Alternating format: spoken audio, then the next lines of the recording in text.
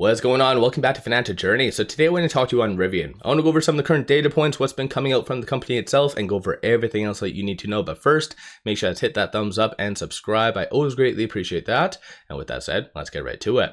So based on Friday, it went up 1.93%, a lot of volatility. So 1504 the low, 1548 the high. Both of those will make sense when it comes to the technical, so I'll talk on that in a second. As far as volume, 25.7 million shares being traded, 34.5 is the average. A little bit low for volume, but then again, that's kind of normal for a Friday. When it comes down to news, there hasn't been any recent news. Last one came out on the 24th, and that isn't actually about Rivian itself. It just got named in it, and that's Edmunds' top rated awards for 2024. As unfortunate as it is, it looks like the Ford F-150 Lightning did get the top rated electric truck, even though Ford recently just announced, I think it was last week, that they're going down to one shift for the Lightning.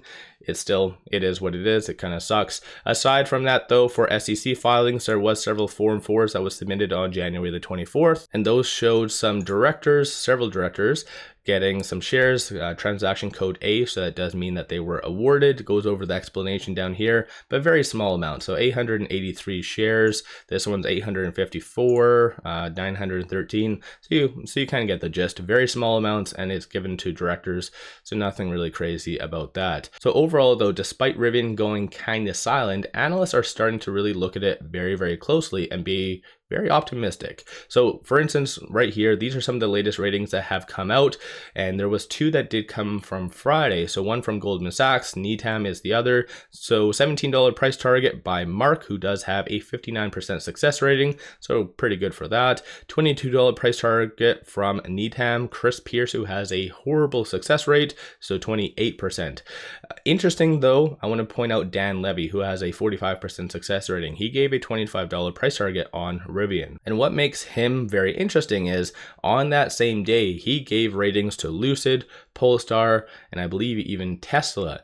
A lot of those were bearish, except for Rivian.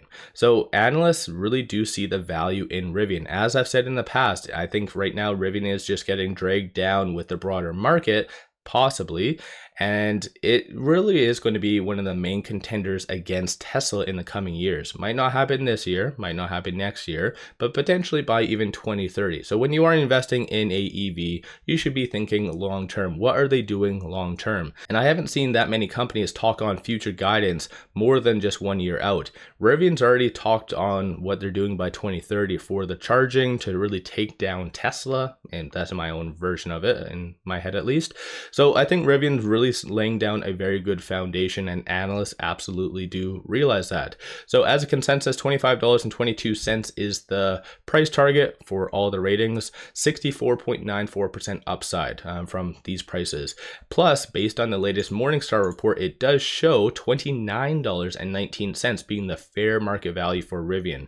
So kind of interesting stuff. On a side note, if you are looking for a lot of good information such as analyst ratings, forecasts, take a look at Interactive Brokers. For all of this to be completely free, just click on the link in the description below and also the comments. But moving on though, I'm going to go over some data points, technicals, and then I'm going to play this near the tail end. So this is just RJ and good old Jim Cramer having a quick 2-minute chat. There is a longer segment though. I think that's around 11 minutes. I'm not going to play that though for you guys. You guys can just search it online. It's on YouTube under the CNBC television. But once again, I'm going to go over some data points, starting off with shorts. So on Friday, shorts really doubled down. 819,000 shares were increased. 16.46% of the free float is being shorted. 110.4 million shares overall are being shorted. And then cost to borrow average is 0.76%. Through Interactive Brokers, short availability does indicate around 2.6 million shares available to be shorted. So if shorts really did see Rivian as very overvalued, they have more than enough ammunition to really bring it down significantly. Even aside from that though, they have been increasing their position. You can kind of tell that on this chart right here. So getting rid of all this unnecessary crap, you can kind of see starting in 2024 they really doubled down. So it went from about 13% for the short interest to what it is now, so 16.46. So they have really gone in, and I'm bringing this up more as a benchmark, not necessarily here to say that Rivian is a short squeeze play, because the other metrics behind the scenes don't justify it. Like utilization 29.11, very low. Cost to borrow extremely cheap. So technically it's not a squeeze play. I'm just bringing this up as a benchmark. So the fact that Rivian was kind of green, yet they did increase, it shows that they feel like it wasn't justified, that most likely it should have actually gone down, as crazy as that is. Moving on though, going over options. So looking at the options right now, or at least from Friday, $6.93 million in calls being purchased versus $4.17 million in puts. Sentiment wise though, 54% of all the options on Friday were optimistic. So that is rather good. And of the call options that are being purchased, there's a consensus for it to be above, it looks like $16 by the end of next week. And looking at the puts though, it is anticipated for it to be sub $14.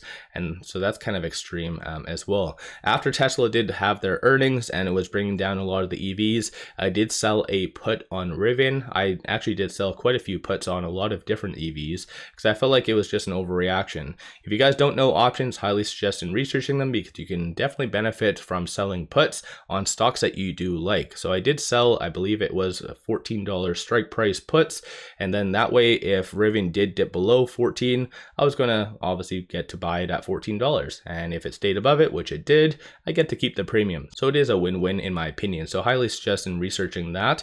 Aside from that though, these are some of the transactions that did occur on the secondary market above $100,000 on Friday. So 3.07 million, 1.16, a fairly big one at 11.3 based on the bid, the ask, and the selling price.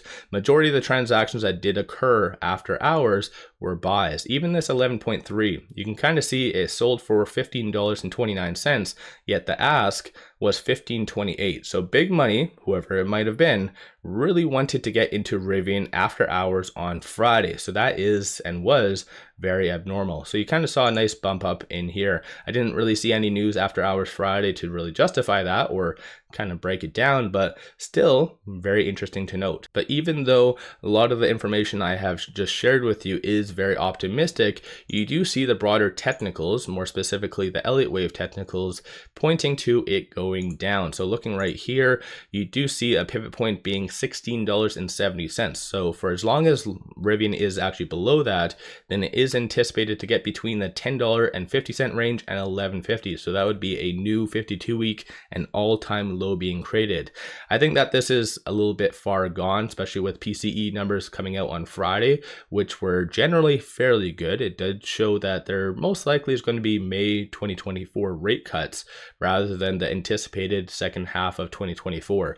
So again, you guys do your own due diligence. Oddly enough, the Elliott wave technicals have been very much on point and accurate. So I really hope that $10 doesn't actually hit, but if it does, I definitely will be a buyer. But moving on though, with it at $15.29, it is trading between this S1 and this pivot. So $15.13 is going to be that next strong support that you'll really want to watch for it to hold. Kind of broke past it temporarily and bounced off of that somewhat on Friday. So that's something again to keep note, because if it does break below that, then 14.46 and then 13.36 is going to be the next strong support levels.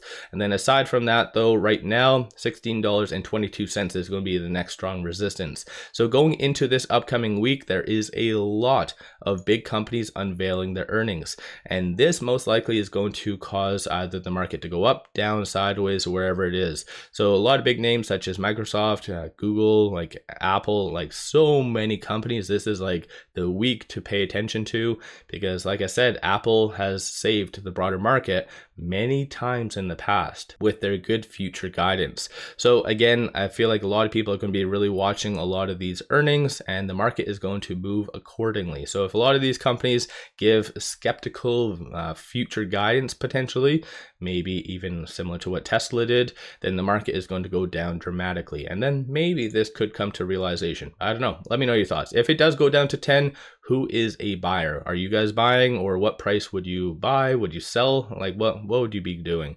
So once again, I'm just going to quickly play this 2-minute video, and there is some underlying things that I don't like. So I'm going to quickly talk on that after this, just so stay tuned. The other day, Elon Musk, I will mention his name, talked about how it's now about affordability, that people can't afford electric vehicles because rates have gone up, prices are too high. How are you dealing with the notion of your price point and how people can afford it, and particularly also talk about leasing? Yeah, so again, with these as our flagship products, they've been designed to operate at a higher price point, but really with the goal of, as I said, building the brand. Our next set of products, what we call creatively R2, which is the follow-on to R1, they'll be smaller in terms of form factor, but also much lower price point, but carry the essence of the brand we've created with R1. Now, what we're also seeing, which is important on these, is the level of penetration across multiple different segments. So we have customers that are coming out of minivans, coming out of pickups, coming out of SUVs, coming out of premium sedans that are really attracted to the brand that we've put together and the product proposition we put together with R1. Now, there are certain resistance that we've noted. A friend of mine from the days when I used to be on Wall Street, Steve Scherz, the CEO of Hertz, has talked about how that he has too many Teslas, that they're not really working, not that functional. People are worried about range anxiety. People are worried about not enough charging stations. How do you rebut these presumptions? Well, look, it's this represents, in terms of transportation, this is one of the biggest transitions that the auto industry has ever seen. So moving from combustion-powered vehicles to electric, and there's a lot of aspects that brings with it. New supply chains, new infrastructure around charging, new consumer understanding and behaviors. And charging is absolutely a major focus for us. And as a result, we're building a charging network, a DC fast charge network. Fast charge being how long for something like this? So you can charge something like this, 25 minutes, you can do like an 80% fill up. Okay. But we've also partnered with Tesla to access their network. Right. But we think this is a really key enabler over the next few years to continue investing in charging infrastructure so that customers have peace of mind to be able to drive from, let's say, New York to a DC.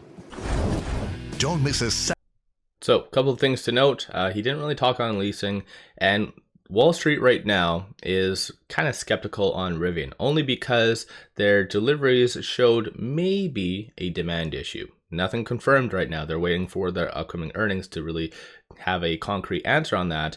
But the fact that RJ said that he wasn't necessarily willing to cut the rates, similar to what Elon said is going to happen in 2024, it didn't really give me a good sense of confidence. But then again, I could be just jumping to conclusions for that. So we'll just have to, once again, wait up until their upcoming earnings to see exactly what that leg was between the deliveries and production. So let me know your thoughts. Don't forget to hit that thumbs up. And one final thing I just wanted to share with you, take advantage of this promo. This is one of the best deals in the market. Simply sign up for an account with Moomoo, throw $100 at it, and you get 5 free stocks. Crazy deal. So just take advantage of this. It is up until February the 29th. Link in the description below and also the comments. With all that said, appreciate all of you watching.